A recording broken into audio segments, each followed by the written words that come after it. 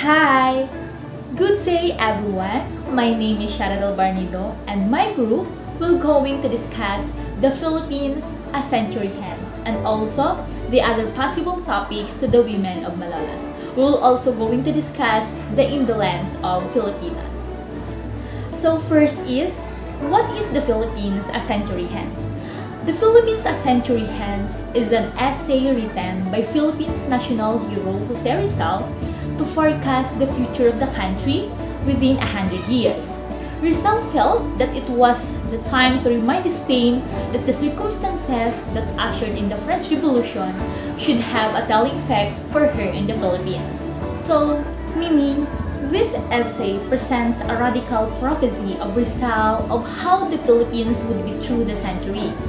Rizal presented a clear idea of how our motherland will end up centuries later, proposing that our country will end up in either of the three ways.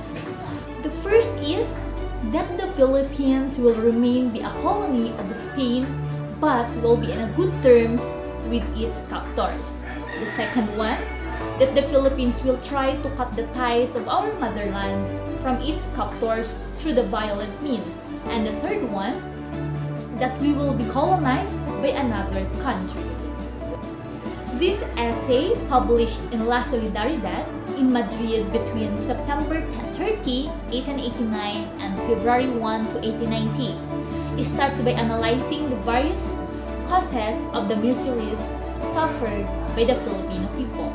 So the first various cause of the miseries is the Spain's implementation of her military policies. So, meaning to say, because of such a loss, the Philippines population decreased dramatically. Poverty became more rampant than ever. The farmlands were left to wither. So, the family as a unit of society was neglected, and overall, every aspect of the life of the Filipinos was retarded. So the second one is the deterioration and disappearance of Filipino indigenous culture. So what is this? When Spain came with the sword and the cross, it began the gradual destruction of the native Filipino culture. Because of this, the Filipinos started losing confidence in their past and their heritage. So it became doubtful of their present lifestyle and eventually lost hope in the future and the preservation of the race. And the last one is the passivity and submissiveness to the Spanish colonizers. So what is this? This is one of the most powerful forces that influence a culture of silence among the natives were the Spanish friars. So because of the use of force, the Filipinos learned to submit themselves to the will of the foreigners. So eventually, when the Filipinos read those essays, the questions arises and there are awakened. The Filipinos has awakened their hearts and opened the minds of the many Filipinos. And eventually, the natives realized that such oppression in their society by foreign colonizers must no longer tolerate. So, one question Rizal raises in this essay is that whether or not Spain can indeed prevent the progress of the Philippines. So first is keeping the people uneducated and ignorant had failed. So the national consciousness of the had still awakened. So and the great Filipino mind is still emerged from the rubble. So number two, when Rizal raises this essay, keeping the people impoverished also came to avail. So on the contrary, living a life of eternal destitution had allowed the Filipinos to act on the desire for a change in their way of life. They began to explore other horizons through which they could move towards progress. And number three, when Rizal raises this essay, exterminating the people as an alteration to hindering progress did not work either. The Filipino race was able to survive amidst war and famine and became even more numerous after such catastrophes. So to wipe up the nation altogether would require the sacrifice of thousands of Spanish soldiers and this is something Spain would not allow. And because this essay of Jose Rizal, Spain had no means to stop the progress of the country. What they need is to change their colonial policies so that they are in keeping with the needs of the Philippine society and to the rising nationalism of the people. So overall, what Rizal had invention in this essay came true. So in 1898, the Americans wrestled with Spain to win the Philippines. So, and eventually took over the country. And there was a reign of democracy and liberty. 5 decades after the Rizal's death, the Philippines gained their long-awaited democracy. So this was in fulfillment because of what Rizal had written in his essay. And that's all. Thank you for listening. Bye! To the young women of Malolos, Jose Rizal's legacy to Filipino women is embodied in his famous essay entitled To the Young Women of Malolos, where he addresses all kinds of women, mothers, and the unmarried, and expresses everything that he wishes them to keep in mind. To the Women of Malolos was originally written in Tagalog. Rizal penned this writing when he was in London. In response to the request of Marcelo H. Del Pilar, the salient points contained in this letter are as follows. The first one is the rejection of spiritual authority of the friars. Not all the priests in the country at that time embodied the true spirit of Christ and his church. Most of them were corrupted by worldly desire and worldly method to effect change and force discipline among the people. The second one is the defense of private judgment. The third one is qualities Filipino mothers need to possess as evidence. By this portion of his letter, Rizal is greatly concerned of the welfare of the Filipino children and the homes they grew up in. The fourth one is duties and responsibilities of Filipino mothers to the children. The fifth one is duties and responsibilities of a wife to her husband. Filipino women are known to be submissive, tender, and loving. Rizal as wives in order to preserve the identity of the race. The last one is counsel to the young women their choice of a lifetime partner. In this portion of Rizal's letter, it is obvious that his ultimate desire was for women to be offered the same opportunities as those received by men in terms of education. Because during those days, young girls were not sent to school because the universal notation that they would soon only be taken as wives and stay at home with the children.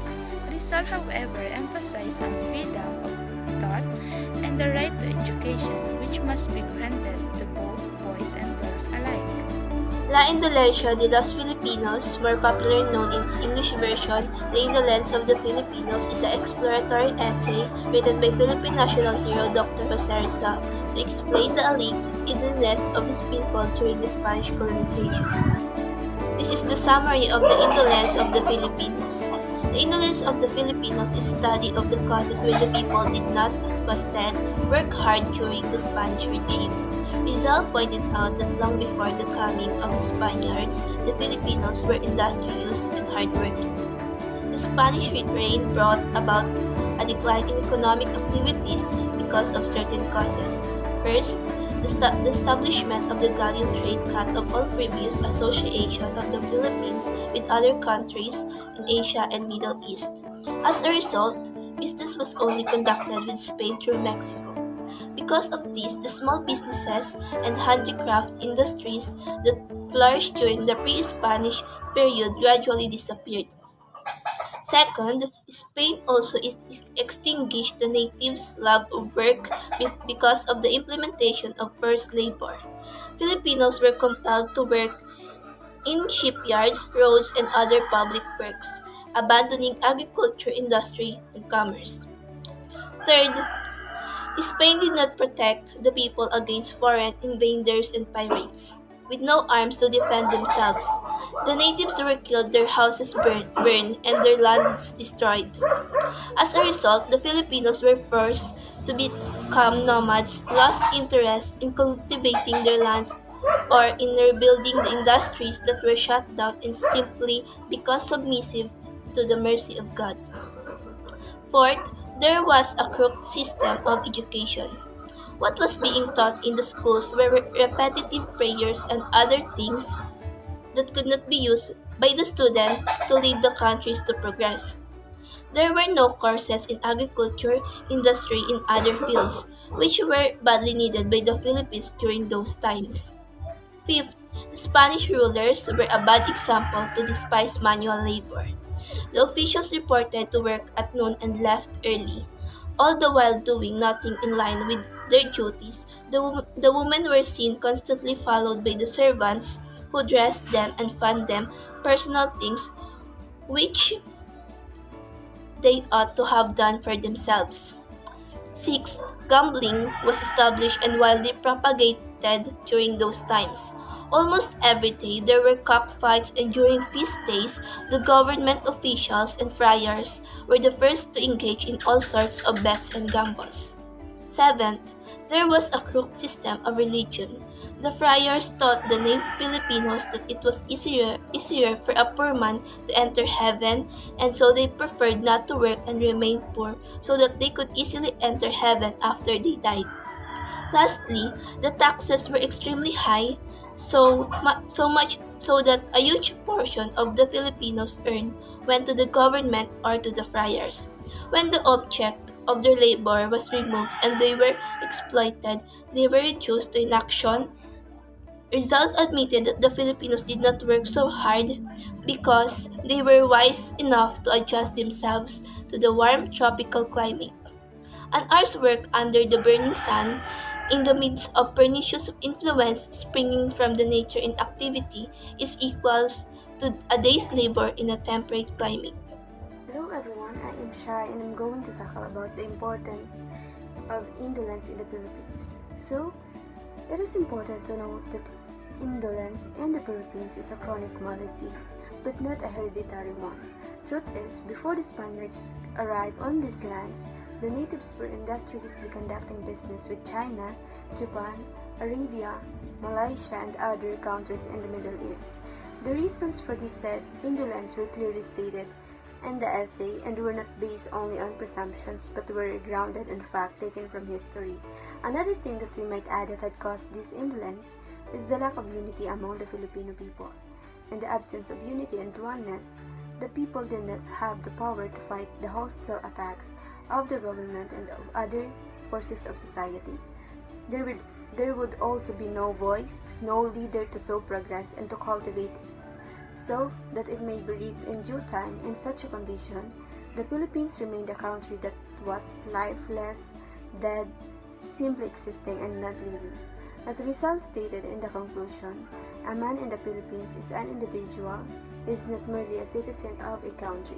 It can clearly be deduced from the writing that the cause of indolence attributed to our race is Spain.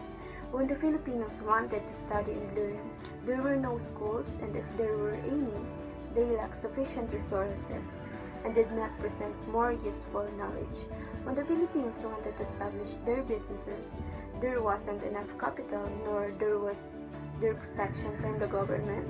When the Filipinos tried to cultivate their lands and establish various industries, they were made to pay enormous taxes and were exploited by the foreign rulers.